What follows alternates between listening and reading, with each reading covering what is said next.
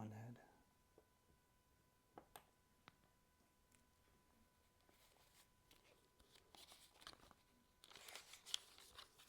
Our bottom line, first line, is a young male, or young yang.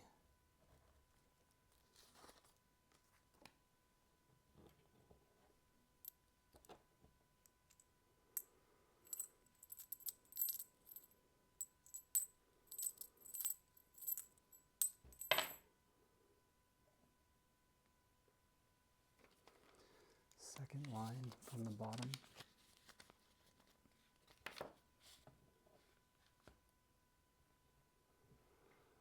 two heads, one tail, young yin.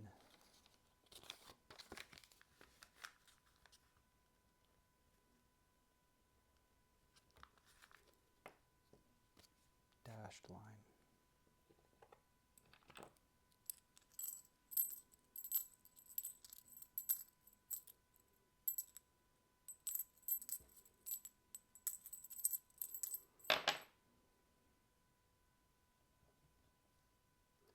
Two yins, two tails, one head.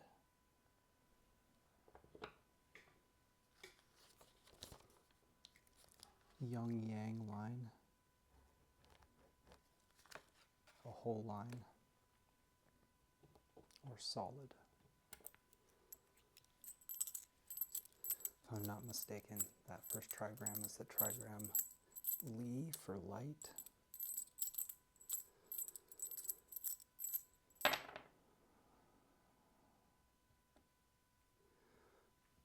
One yin or tail, two heads. It's a young yin line, or a broken line or open. It's our fourth line.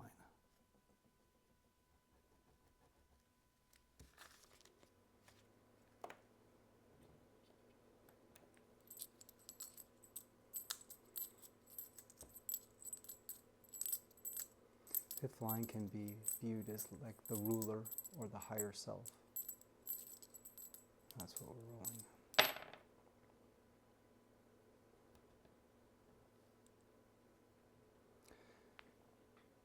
Two tails, one head, or two yins, one yang.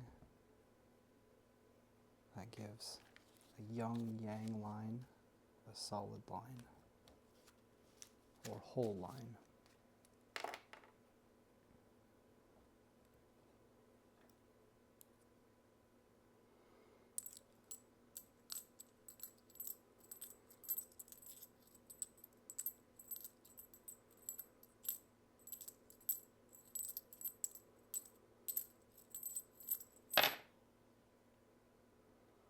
Young yin line, one tail,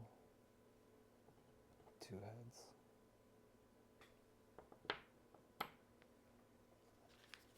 A broken line or open line as our sixth line, the very top.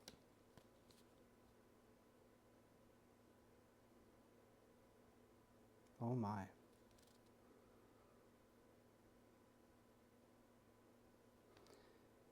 We might have just got Hexagram 63. It was completion.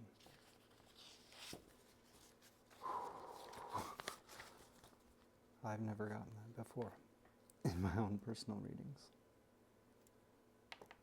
And that would be the goal of the I-Ching's spiritual alchemy, the golden elixir.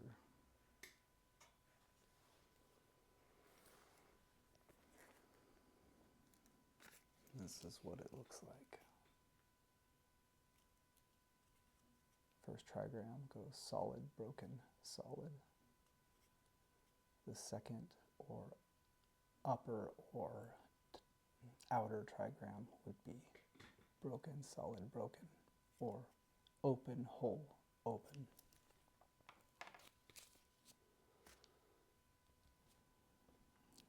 We don't get a supporting hexagram. We have no changing lines. So that highly emphasizes this hexagram. Broken, solid, broken is Li, light.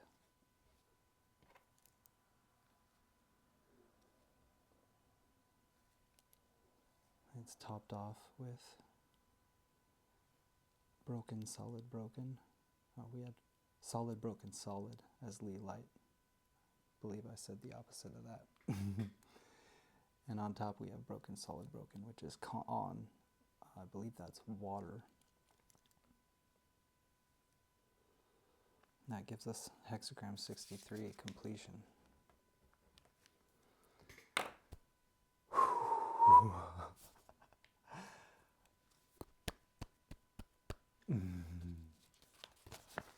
I'm a happy boy. Let's read this baby, huh? Wow. I'm honored. Okay, hold on. Got me all excited. Let's read some things I had picked out earlier for just such an occasion. I didn't know this would be the occasion.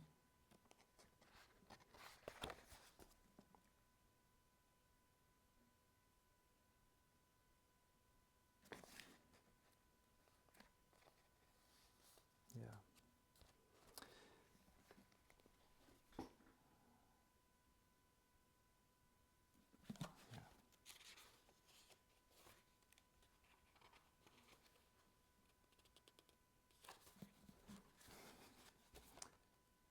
How am I missing it?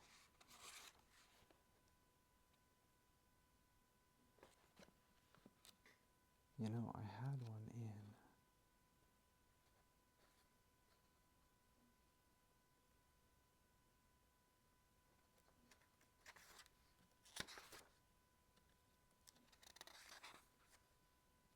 The questions that we'll come to the hexagram with are going to be a general of how can I act in creative relation with the spirit or forces shaping this moment of time. These forces represent the flow of life and the experience of its meaning, its way, or Tao.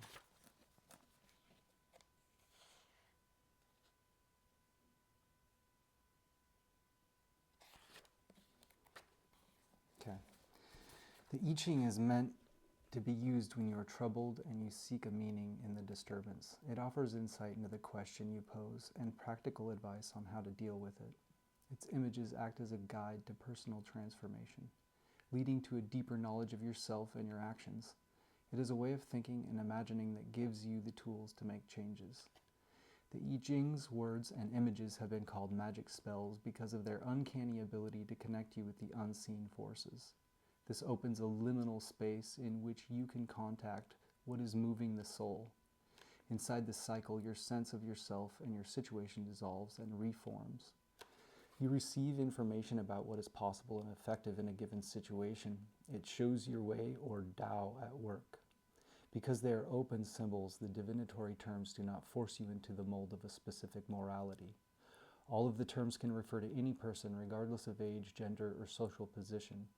They foster an imaginative process that both protects you and helps your spirit emerge. Your dialogue with them weaves a new story or context for your experience of yourself and your situation. Using the I in this way is like working with dreams. The images do not offer standard predictions of an unalterable future. They describe the way energy is moving to create possible futures. This presents you with an opportunity to interact with the energy clusters or complexes of the psyche. Changing your relation to these forces can change what will happen to you. You learn this way by doing it, by continually moving between the images and their connection to the events of your life, by involving yourself in these clusters of meaning, by trying out the stories they suggest. You open yourself to I and its function. I could be translated as change or versatility. To make conscious the imaginative background and the goal of the situation in which you find yourself, giving you the information necessary to make choices. In a traditional culture where myth is alive, people take a step back into the imagination before they start on any significant action. They encounter an image there and move into the action through the image that they have found. This oracular image carries them, keeping them connected with the imaginative ground. It acts as a sign and a talisman, gathering energy, warning, offering hope and direction. Similarly, these images answer the basic question that appears today in a moving or disturbing experience. What is going on? What will happen to me? What should I do? In order to connect you with the creative ground beneath it. Perhaps the most fundamental quality of the oracle is to recognize and act as a witness to your situation. This grounds you in an image that is larger than your personal awareness. Such recognition is the basic connection to the symbolic world.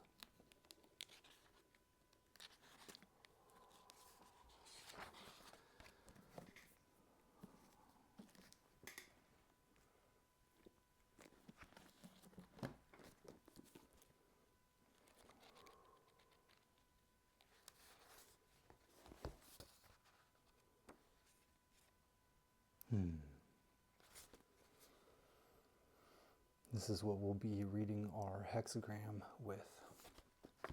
Taoism is my favorite. I mentioned yesterday that I like to check myself after I've meditated and feel like I've had a significant experience, maybe mind expanding experience, if you will, and see if I'm deluding myself or if that's picking up in the spiritual realm. The I-Ching puts you in a liminal space, and I've found that specifically for me, asking questions revolving meditation or liminal space, if you want to put it that way, is incredibly helpful. It, in fact, is gearing you toward Hexagram 63. Integration, balance, completion, the creation of the golden elixir that the alchemists try to create, the Philosopher's Stone. To successfully comprehend and deal with changes, it is best to know the times. To know the times, it is best to understand principles. To understand principles, it is best to be open and tranquil. When one is open, the mind is clear. When one is tranquil, the mind is pure. When one is imbued with purity and clarity, the principles of heaven become evident. The changes of heaven can be seen by observation of transformation. The tide of the times in the world can be witnessed by observation of forms. The truth and falsehood of people can be discerned by observation of their concrete manifestations. That was a quote out of the Book of Balance and Harmony. Sages are sages simply because of the application of the principles of the I-Ching. Application of the I-Ching is accomplished simply by openness and tranquility. When open, one takes in all. When tranquil, one perceives all. When open, one can accept things. When tranquil, one can respond to situations. If openness and tranquility are continued for a long time, one becomes spiritually illumined. That is a quote from Book of Balance and Harmony. If practitioners of the Tao can realize things of the world are all temporary and the body too is insubstantial, they will not set their minds on the evanescent world, but will remain mindful of the realm where there is no form. Humbling themselves, seeking people capable of giving guidance, sincerely seeking truth, they find what is fundamental and shed the polluted energy of temperament. Generally speaking, flexibility means according with the Tao, according with the time and according with the pattern of reality. Working gradually, one can thus reach high attainment. This is what is called being first by putting oneself last.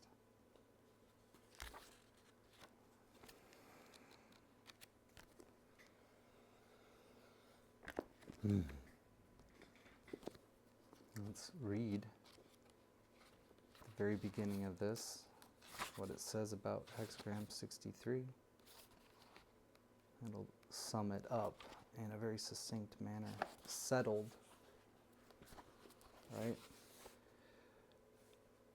mutual completion of yin and yang, forestalling danger to stabilize attainment. Hexagram 63.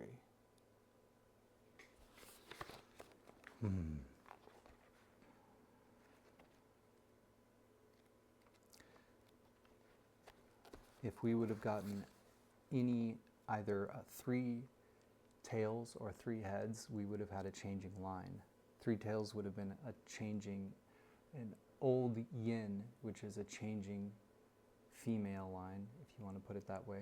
Or with 3 heads, we would have had a changing yang line, or old yang line, or old masculine line. Those would have given us a supporting hexagram where you read all the lines that stayed the same mixed in with the lines that changed, and that gives you a supporting hexagram. When we don't get a supporting hexagram, that highly emphasizes settled for us. And here we go. This was written in 1794, was it? 1796 by a Taoist adept named I-Ming. Settlement is developmental, but it is minimized. It is beneficial to be correct. The beginning is auspicious, the end confused. Explanation. Settlement means the mutual completion of yin and yang. Being settled is the culmination of the mutual completion of yin and yang. As to the qualities of the hexagram, above is water, a pitfall, and below is fire, luminous. Using danger to nourish illumination, using illumination to guard against danger. Understanding is born from difficulty, and difficulty is passed through by understanding. As illumination and danger, understanding and difficulty offset each other, this is called settled. This hexagram represents forestalling danger, foreseeing perils, and stably completing the basis of the elixir. It follows on the preceding hexagram, faithfulness in the center. Faithfulness in the center involves joyful, harmonious praxis, leading to deep attainment of self-realization, so that any incompleteness of yin and yang can be settled. As long as there is incompleteness, one should seek completion. Once complete, one should preserve completeness. Preserving completeness is the work of stabilizing and completing the basis of the elixir. Stabilizing the basis of the elixir is a matter of using illumination to guard against danger, holding off danger and nurturing illumination. Nurturing illumination means concealing illumination within, having knowledge but not using it, having ability but not employing it, clarifying the quality of illumination and resting in the ultimate good. Forestalling danger involves being careful outwardly, not acting in any way that would be improper, not doing anything that would be unjust, living according to one's basic state and not wishing for anything else. Once one can nurture illumination inwardly, one can also ward off danger outwardly. Illumination has nourishment and is not damaged. Danger dissolves on encountering illumination. Illumination is the quality of fire, positioned on the south. This is the spirit. Danger is the quality of water, positioned in the north. This is the vitality. When the spirit is prone to activity, fire flames up. Using vitality to nurture the spirit, fire is treated with water and irritation vanishes. When vitality leaks out easily, water flows downward. When vitality is governed by the spirit, water is treated with fire and thoughts of lust disappear. When irritation vanishes, the spirit is peaceful, so the mind is empty. When lust disappears, the vitality is whole, so the belly is full. When the mind is empty, the human mentality is absent and true yin appears. When the belly is full, the mind of Tao emerges and true yang arises. With true yin following true yang governing true yin and true yang conjoined, and in ecstasy there is form. In trance there is vitality, crystallizing into a tiny pearl. Swallow this and it will extend life infinitely. So it is that settlement is certainly developmental. But once yin and yang are complete, illumination is vigorous. And when illumination is vigorous, it is easy to presume upon illumination and act arbitrarily. Unless one is very careful, one is likely to slip, and illumination, having culminated, will turn to darkness.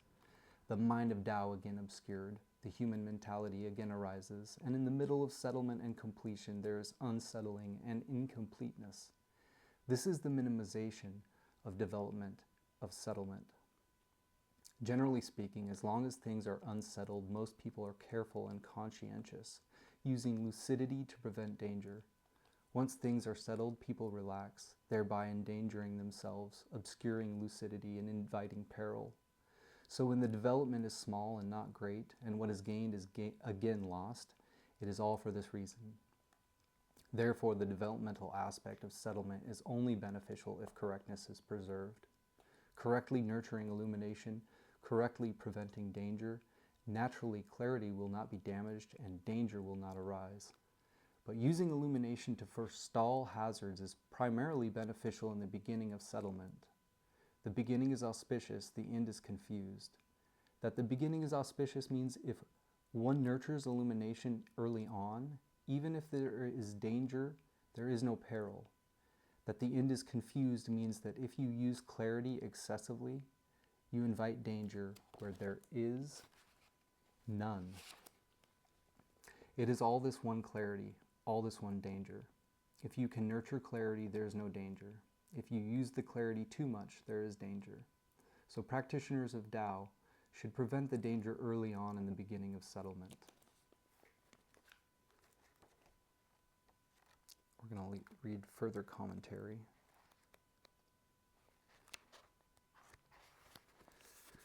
Settled. Water above, fire below. Water is above, settled. Thus superior people consider problems and prevent them. Settled means a matter is already settled. Above is water, below is fire. The water is above fire. Water is cold, fire is hot. When water is heated by fire, its coldness vanishes. And when fire is controlled by water, its heat stops. Water and fire in the same place is the image of being settled. What superior people see in this is that practitioners of the Tao invert the earthly and the celestial, taking the celestial element wrapped up in the earthly, represented by the yang in the center of water, and fill in the earthly element mixed in with the celestial, represented by the yin in the center of the fire. The earthly vitality transforms, and the true vitality is born. The conditioned spirit dies out, and the original spirit remains. Using the vitality to nurture the spirit, using the spirit to concentrate the vitality and spirit cling to each other and congeal inseparably, returning to the original, going back to the fundamental. That which was unsettled is now settled.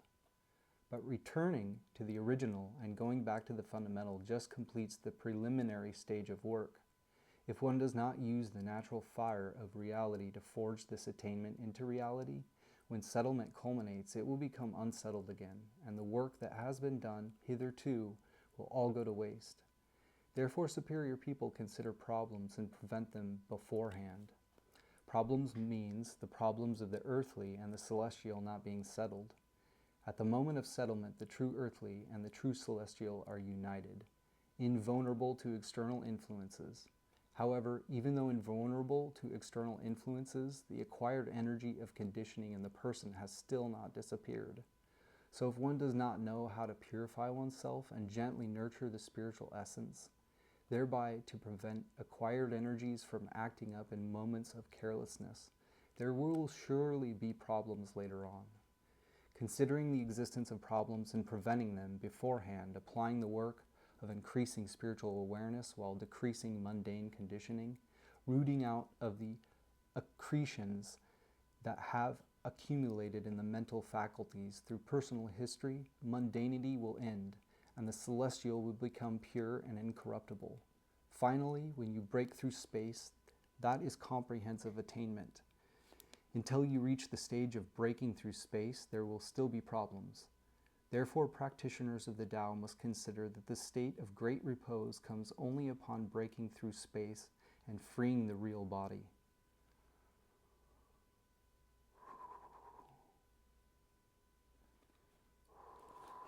Whoa.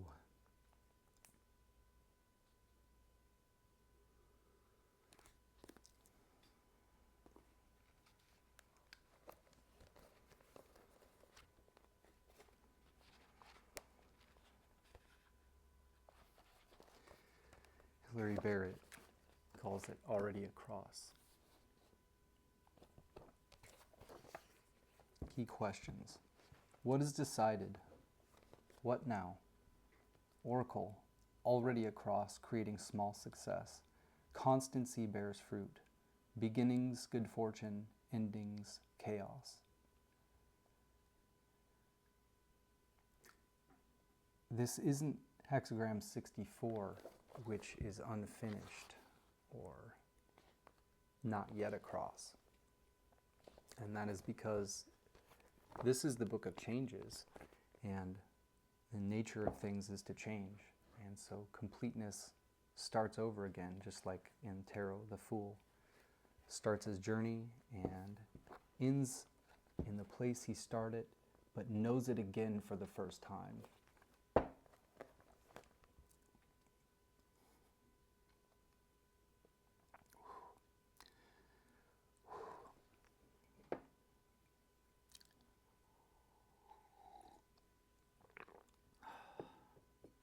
Already across, creating small success. Constancy bears fruit. Beginnings, good fortune. Endings, chaos. You have committed yourself and made a transition. Even if the change so far is internal, a resolve formed, or decision made, there is a sense in which everything is in place. Now you create success in small ways and in small things. You attend to details.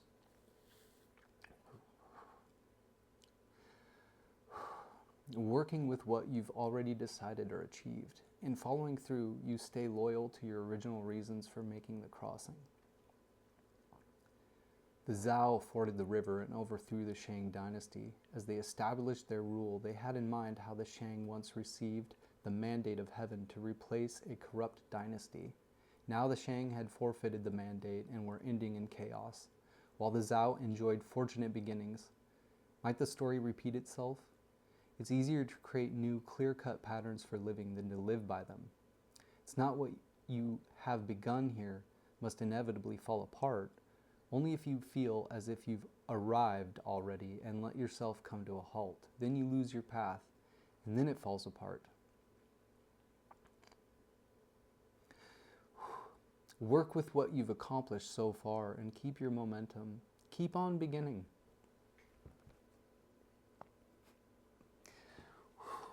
Image.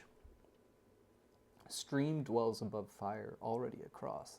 A noble one reflects on distress and prepares to defend against it. Water above the fire is like a pot on the boil, a productive meeting of opposites that will last just as long as you pay attention to both the fire and the water level. So a noble one has presence of mind, awareness clears a flame within the stream of emotional experience.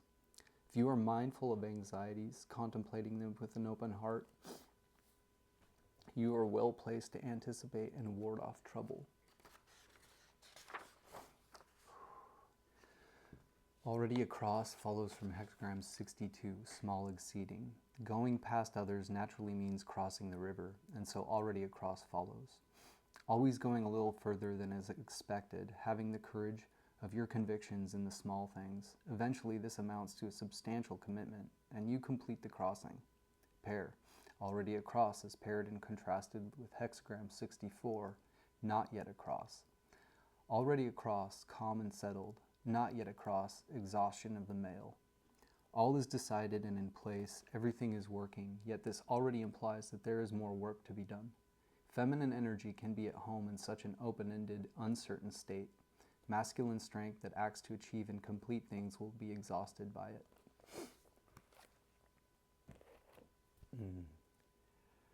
Let's complete things with choosing at random one of the verses of the Tao Te Ching by Lao Tzu. Lao Tzu, I believe is how you pronounce it.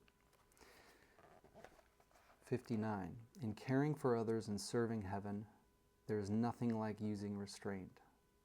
Restraint begins with giving up one's own ideas. This depends on virtue gathered in the past. If there is a good store of virtue, then nothing is impossible. If nothing is impossible, then there are no limits. If a man knows no limits, then he is fit to be a ruler. The mother principle of ruling holds good for a long time. This is called having deep roots and a firm foundation, the Tao of long life and eternal vision.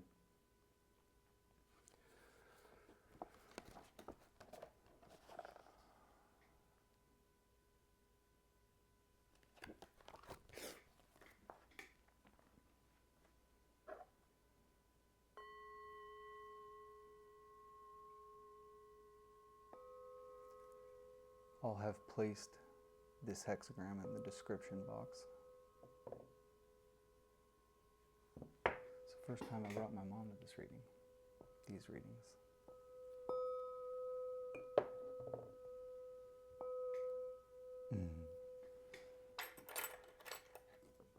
Three of her crochet hooks.